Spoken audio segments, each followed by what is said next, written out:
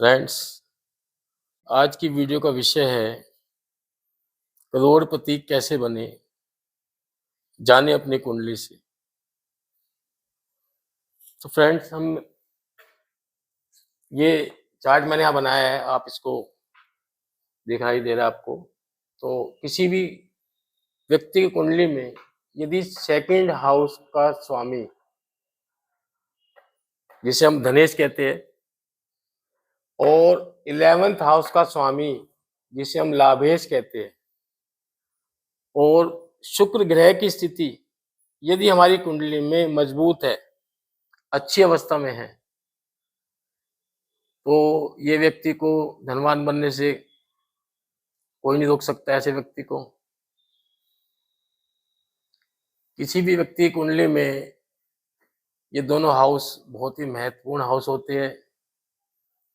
ऐसे व्यक्ति प्रचुर धन संपत्ति के मालिक बनते हैं, क्योंकि सेकंड हाउस से ही हम व्यक्ति की आर्थिक समृद्धि, पैतृक संपत्ति, बैंक बैलेंस, चल अचल संपत्ति, फाइनेंशियल स्टेबिलिटी, संचित धन देखते हैं।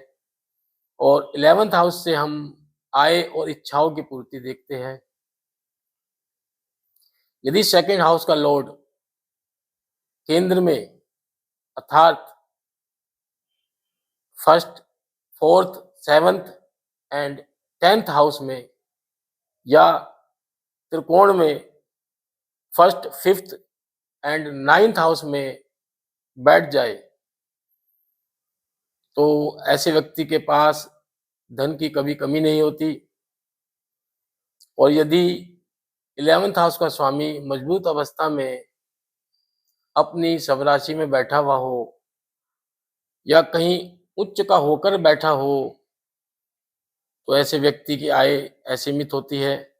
इसके अलावा यदि शुक्र उच्च का होकर मीन राशि में बैठा हो या अपनी स्वराशि वृषभ या तुला में बैठा हो,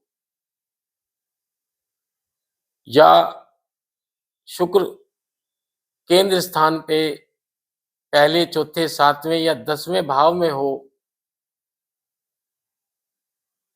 या त्रिकोण के स्वामी केंद्र स्थान में बैठ जाए, तो केंद्र त्रिकोण राजयोग बनाते हैं।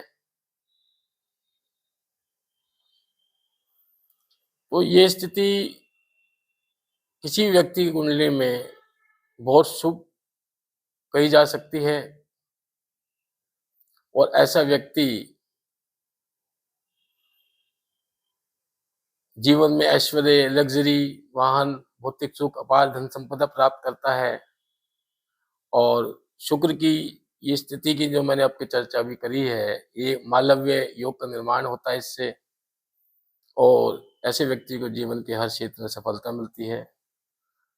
और मालव्य योग के अगर नाम से ही देखें, तो मालव्य का मतलब माला माल, जो व्यक्ति को माला माल कर दे, वही है मालव्य योग।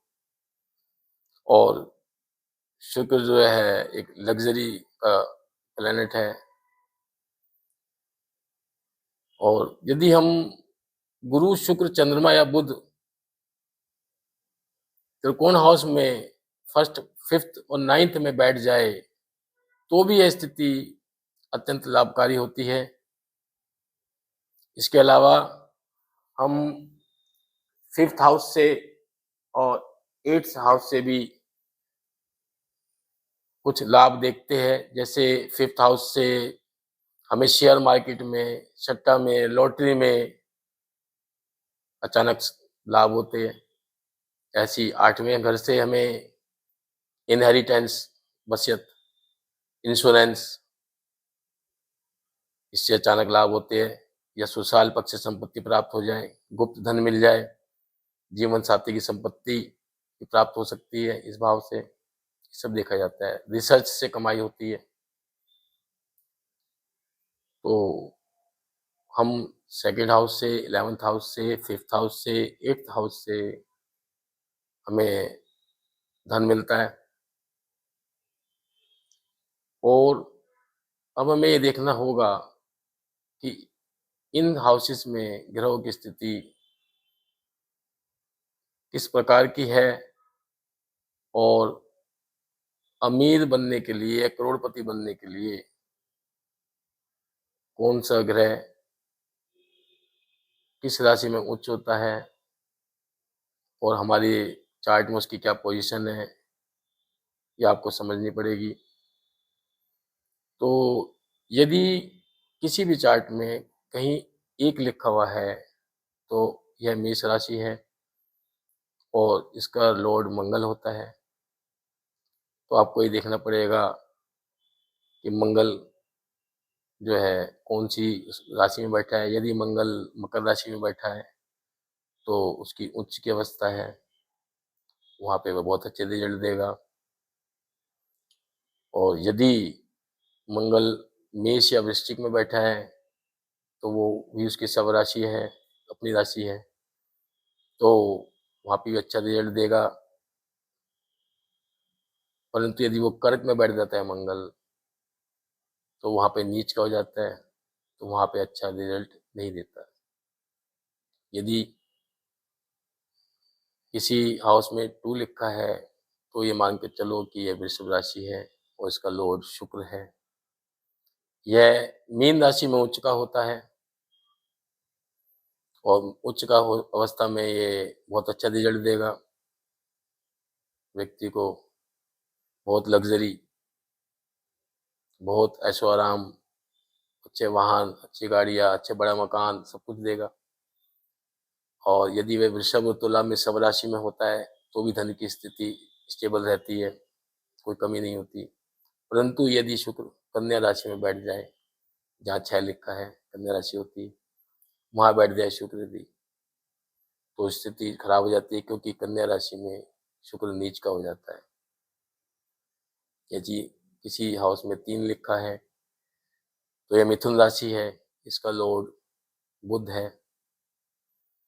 बुध कन्या राशि में उच्च का होता है, जहाँ पे 6 लिखा है, यदि वहाँ बुध बैठा हुआ है तो समझो कि वो बुध उच्च की अवस्था में बैठा है और वो अच्छा रिजल्ट देगा। मिथुन या कन्या राशि इसकी सब राशि भी है, यहाँ पे स्टेबल रिजल्ट देता है। पर कन्या में मैंने बताया था आपको ये उच्च का हो जाता है, तो कन्या में इसकी अवस्था अच्छी होती है। यदि ये मीन राशि में बैठ जाए बुध तो ये नीच का होगा और अच्छा प्रभाव नहीं होगा इसका, यहाँ पे नकारात्मक रिजल्ट देता है। जहाँ पे 4 लिखा हुआ है यह कर्क राशि है और इसका लॉर्ड चंद्रमा है। यह वृषभ राशि में उच्च का होता है, जहाँ पे 2 लिखा हुआ है वहाँ पे चंद्रमा बैठा हुआ है, तो वहाँ पे उच्च की अवस्था है इसकी। यदि यह कर्क राशि में बैठा है तो चंद्रमा की अपनी सब राशि है, वहाँ पे भी स्टेबल होता है। परंतु यदि चंद्रमा वृश्चिक राशि में, जहाँ पे 8 लिखा है, वहाँ बैठा हुआ है, तो वो नीच की राशि है, वहाँ ये बुरे रिजल्ट देता है, नकारात्मक रिजल्ट देता है। यदि किसी हाउस में 5 लिखा हुआ है तो वो सिंह राशि है और उसका स्वामी सूर्य है और सूर्य मेष राशि में उच्च का होता है। सिंह राशि सूर्य की अपनी सब राशि है, वहाँ भी स्टेबल होता है। परंतु तुला में सूर्य नीच का हो जाता है, तुला राशि में जहाँ पे 7 लिखा है, वहाँ पे यदि सूर्य बैठा है तो वहाँ नीच का हो जाएगा और नकारात्मक रिजल्ट देगा। यदि 6 लिखा है किसी हाउस में तो वह कन्या राशि है और इसका लॉर्ड बुध है। यह कन्या राशि में ही उच्च का होता है। और यदि मिथुन में भी बैठा हुआ है तो ये इसकी सब राशि है, तो वहाँ भी रिजल्ट स्टेबल होते हैं इसके। परंतु यदि ये मीन में बैठ जाए, मीन राशि में ये नीच का हो जाता है, तो नकारात्मक रिजल्ट देता है। किसी हाउस में 7 लिखा हुआ है तो यह तुला राशि है और इसका लॉर्ड शुक्र है और शुक्र मीन राशि में उच्च का होता है, अच्छे रिजल्ट देता है। और वृषभ राशि और तुला राशि में इसके ये सब राशि है, तो यहाँ पे अपना स्टेबल रिजल्ट देगा। और कन्या राशि में यदि बैठ जाए शुक्र तो नीच का हो जाता है और नकारात्मक प्रभाव देता है। अगर किसी हाउस में 8 लिखा हुआ है तो यह वृश्चिक राशि है, इसका लॉर्ड मंगल है। मंगल मकर राशि में उच्च का होता है, जहाँ पे 10 लिखा हुआ है वहां पे यदि मंगल बैठा हुआ है उस हाउस में, तो ये मान के चलो मंगल हमारा उच्च राशि में बैठा है और बहुत शुभ है, अच्छे रिजल्ट देगा। यदि वह मेष में या वृश्चिक में बैठ जाए तो भी स्टेबल रिजल्ट रहेंगे क्योंकि सब राशि है इसकी। परंतु यदि ये कर्क राशि में बैठ जाए मंगल तो यह इसकी नीच की राशि है, तो इसमें नकारात्मक प्रभाव देखने को मिलते हैं। यदि कहीं हाउस में 9 लिखा है तो यह धनु राशि है, इसका स्वामी गुरु है। यह कर्क राशि में उच्च का होता है और धनु और मीन इसकी सब राशि है और यह मकर राशि में नीच का हो जाता है। यदि गुरु मकर राशि में जहाँ पे 10 लिखा है वहां बैठ जाता है तो ये नीच का हो जाता है और नकारात्मक प्रभाव देता है। यदि किसी हाउस में 10 लिखा हुआ है तो ये मकर राशि है और यदि किसी हाउस में 11 लिखा हुआ है या कुंभ राशि है, दोनों ही शनि की राशि है, दोनों ही राशि के स्वामी शनि है 10 नंबर और 11 नंबर में। और शनि की जो है शनि तुला राशि में उच्च का होता है और इसकी सब राशि शनि की मकर और कुंभ है और नीच का इसका स्थान है मेष राशि।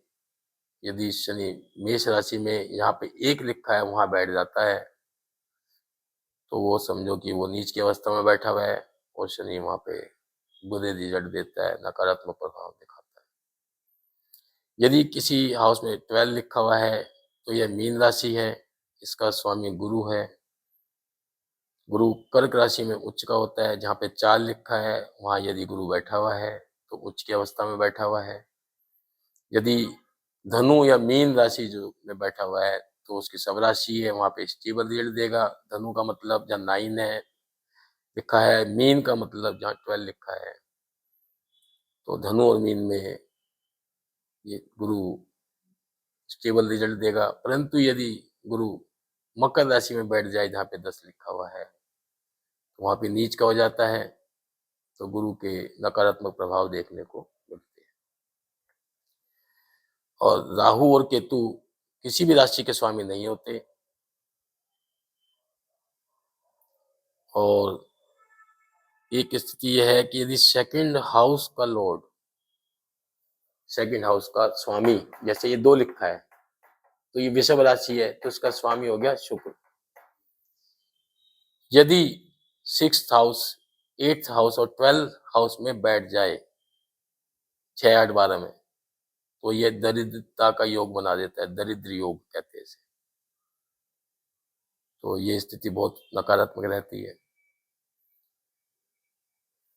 तो फ्रेंड्स, आपने यह समझ लिया होगा अब तक की चर्चा से कि सेकंड हाउस और 11th हाउस का स्वामी यदि उच्च का होकर बैठा हो तो वह व्यक्ति को धनवान बनाता है। स्वराशि में होने पर धन की स्थिति स्टेबल रहती है, स्थिर रहती है। परंतु यदि ये नीच के हो जाए तो दरिद्र योग भी बन सकता है। एक सेपरेट वीडियो में इन सभी ग्रहों के उच्च का होने या नीच का होने पर व्यक्ति को क्या उपाय करने चाहिए, इस पर विस्तार से चर्चा करेंगे। उच्च का होने पर कैसे और अधिक लाभ प्राप्त कर सकते हैं, इस पर चर्चा करेंगे। यदि कोई ग्रह नीच का होकर बैठा हुआ है तो उसके क्या उपाय करके हम उसे नकारात्मक प्रभाव के उसके हम कम कर सकते हैं। तो आगे हम एक वीडियो बनाएंगे ग्रहों की स्थिति एवं उपाय, उसका शीर्षक होगा, विषय होगा, उसमें हम ये चर्चा करेंगे। इस वीडियो को समझकर आप ये समझने का प्रयास करें कि आपकी कुंडली में, जन्म कुंडली में कौन सा ग्रह उच्च का है कौन सा ग्रह नीच का है और कहाँ-कहाँ बैठे हुए हैं, तो आप इसको समझकर अपनी कुंडली में अवलोकन करो और अगली वीडियो में इसके उपाय को समझने का प्रयास करेंगे। तो फ्रेंड्स, इस वीडियो को आगे ना बढ़ाते हुए इसको हम यहीं आज खत्म करेंगे, समाप्त करेंगे और मैं आपसे इजाज़त चाहूँगा। नमस्कार।